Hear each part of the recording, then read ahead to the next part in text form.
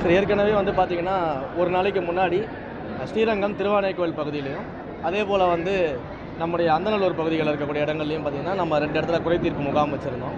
பல்லாயிரக்கணக்கான மக்கள் வந்து அங்கே கலந்துக்கிறாங்க. மிகுந்த நம்பிக்கையோடு வந்து அவங்க கலந்துக்கிட்டு வந்திருக்காங்க. இன்றைக்கு மணிகண்டம் ஒன்றியத்தை சார்ந்த பகுதியில் இருக்கக்கூடிய மக்களை சந்தித்து அவங்களுடைய குறை தீர்ப்பு முகாம் வந்து நம்ம நடத்திக்கிட்டு இருக்கிறோம். ஸோ தொடர்ந்து இந்த குறை தீர்ப்பு முகாம் நடத்த போகிறோம் அப்படின்றதான் நாங்கள் வச்சுருக்க பிளான். ஒரு பீரியாடிக் இன்டர்வலில் மக்களை சந்தித்து அவங்களுடைய குறைகளை கேட்டு அறியணும் அப்படின்னு சொல்லி. அண்ட் இங்கே இருக்கக்கூடிய மக்கள் வந்து பார்த்திங்கன்னா ஜென்ரிக்காக பொதுவாக ரொம்ப அடிப்படையான விஷயங்களை தான் தொடர்ந்து கேட்டுட்ருக்குறாங்க. இங்கே வந்து நிறைய இடங்களில் வந்து இன்னும் குடிநீர் வசதி சரியாக கிடையாது, சாலை வசதி சரியாக கிடையாது, தரமான ரோடு கிடையாது, கால்வாய்களை வந்து சரியாக சுத்தம் பண்ணுறது கிடையாது. இந்த மாதிரியான ஒரு அடிப்படை சிக்கல்கள் இருக்குது. மின் விளக்குகள் நிறைய இடங்கள் இல்லாமல் வெளிச்சம் போதிய அளவில் இல்லாமல் இருக்குது. பள்ளி கட்டிடங்கள் சரியாக இல்லைன்ற ஒரு கம்ப்ளைண்ட்ஸ் எல்லாம் கொடுத்துருக்குறாங்க. இதை தாண்டி அதிகபட்சமாக ஸ்ரீரங்கம் சட்டமன்ற தொகுதியை பொறுத்த வரைக்கும் இளைஞர்கள், ஆதரவற்றோர்கள், அதுபோல் கணவனை இழந்தவர்கள், இது மாதிரியான நபர்கள் என்ன பண்ணுறாங்கன்னா வேலை வாய்ப்பு வந்து அதிகமாக கேட்டுட்ருக்காங்க. ஸோ அவங்களுக்கு வந்து அந்த வேலை வாய்ப்பு அப்படிங்கிறது அவங்க குடும்பத்தை அடுத்த கட்டத்துக்கு கொண்டு போகக்கூடிய ஒரு விஷயமா இருக்கிறதுனால ஒரு தகுந்த அவங்க படிப்பு கேட்டார் மாதிரி ஒரு நல்ல வேலை வாய்ப்பு அரசியலோ இல்லை வந்து அரசு இல்லாத தனியார் இடங்களிலோ அந்த வேலை வாய்ப்பு வந்து வேணும்னு சொல்லி நிறைய பேர் வந்து ரிக்வஸ்ட் கொடுத்துருக்காங்க. நிச்சயமாக அதற்கான வேலை வாய்ப்புகளை ஏற்பாடு பண்ணுவதற்கான அனைத்து முயற்சிகளுமே இங்கே நான் எடுக்கக்கூடிய திட்டங்கள்லாம் இருக்குது. அதற்கு பிறகு வந்து நிறைய பேர் வந்து பட்டா கேட்குறாங்க. அவங்களோட இடங்கள் பல ஆண்டு காலமாக வசித்து கொண்டிருக்கவங்க இந்த பட்டா கேட்குறாங்க. அதே போல் நிலமே இல்லாதவர்கள், வீடு இல்லாமல் குடிசையில் இருக்கவங்க ஏதாவது இந்த அரசினுடைய குடிசை மாற்று வாரியத்தின் மூலமாக இந்த மாதிரியான விஷயங்கள் கொண்டு வந்து எங்களுக்கு வீடு பண்ணி கொடுங்க அப்படின்னு சொல்லி கேட்குறாங்க. ஸோ இது எல்லாமே அந்தந்த ஸ்கீமில் வரும்போது யார் யாருக்கெல்லாம் நிச்சயமாக பலனளிக்குமோ அவர்களை எல்லாம் செஞ்சு தருவதற்கான அனைத்து முன்னெடுக்கையும் நாங்கள் எடுக்க போகிறோம்.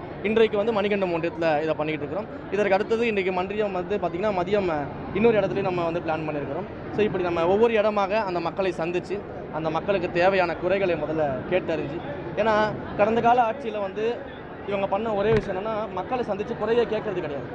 முதல்ல மக்களை சந்தித்து குறைகளை கேட்டால் தானே அவங்களுக்கு வந்து ஒரு நம்பிக்கை பிறக்கும். அப்போ அந்த மக்களை சந்தித்து முதல்ல அவங்க குறைகளை வந்து நம்ம கேட்டுக்கிட்டு இருக்கோம். அவங்க ரொம்ப நம்பிக்கையோடு வந்து சொல்கிறாங்க.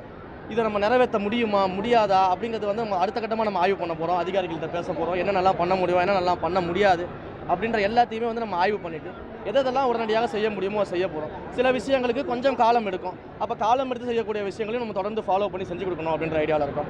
சில விஷயங்கள் செய்ய முடியாமல் விஷயமாக கூட இருக்கலாம். அப்படி இருந்துச்சுன்னா நியாயமாக என்ன ரீசன்னால் அதை செய்ய முடியாது அப்படின்றத மக்கள்கிட்ட கொண்டு போய் விளக்குறதுக்கும் நாங்கள் தயாராக இருக்கோம். ஸோ இந்த மாதிரியான ஒரு பேட்டர்னில் தான் நம்ம இதை முன்னெடுத்துருக்கிறோம். கண்டிப்பாக ஸ்ரீரங்கம் சட்டமன்ற தொகுதியில் தொடர்ச்சியாக ஒரு பீரியாடிக்கல் இன்டர்வலில் நேரம் கிடைக்கும் போதெல்லாம் மக்களை சந்தித்து அவர்களுடைய கோரிக்கைகளை பெறுவதற்கான அனைத்து முயற்சிகளும் எடுக்கப்படும். அதற்கான விசாரணை நடந்துகிட்டு இருக்கு சார். நிச்சயமாக அதற்கான விசாரணை நடத்தி அதில் ஏதாவது தவறுகள் இருந்தால் நிச்சயமாக நடவடிக்கை எடுக்கப்படும். அதுதான் விசாரணை நடத்திட்டு இருக்குன்னு சொன்னேன். நடத்தி முடிச்சா அதெல்லாம் தெரியும். நான் நடத்தி முடிச்சுட்டு சொல்கிறேன். இப்போ தான் சார் ஸ்டார்ட் பண்ணியிருக்கிறேன். நான் அங்கே போயிட்டு இன்றைக்கி வந்து ஏன்னா இங்கே வரதுனால நான் சீக்கிரமாக வந்துட்டேன். அது விசாரணைக்கான ரிப்போர்ட்ஸ் எல்லாம் கேட்டிருக்கிறேன். அந்த ரிப்போர்ட்ஸ் ரெடி பண்ணிட்டு இருக்காங்க. ஒன்ஸ் வந்த உடனே நான் சொல்கிறேன். அதே போல் விஸ்வரூப தரிசனத்தில் விடாதனால ஒரு அதிகாரி வந்து ஏஐ வீடியோ போட்டோம்னா வந்து புரியல. விஸ்வரூப தரிசனத்துக்கு உள்ளே விடாதனால ஏஐ வீடியோ மூலம் அந்த அதிகாரியை வந்து ஒரு பிடிக்கிற மாதிரி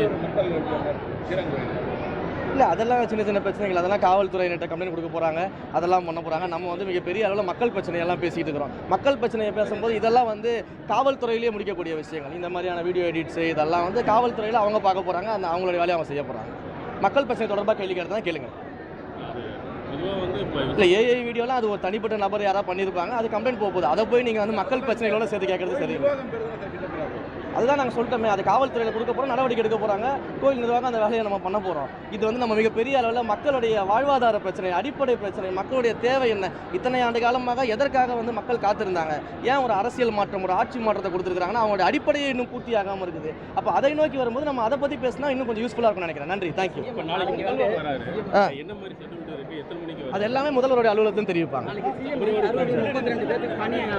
அது எல்லாமே முதலமைச்சர் அதிகாரப்பூர்வமாக அறிவிப்பாங்க. அது இல்லை, கோயிலோட நிலம்லாம் பல இடங்கள் ஆக்கிரமிப்பில் இருக்குது. கோயிலோட இடம்லாம் பல இடங்கள் ஆக்கிரமிப்பில் இருக்குது.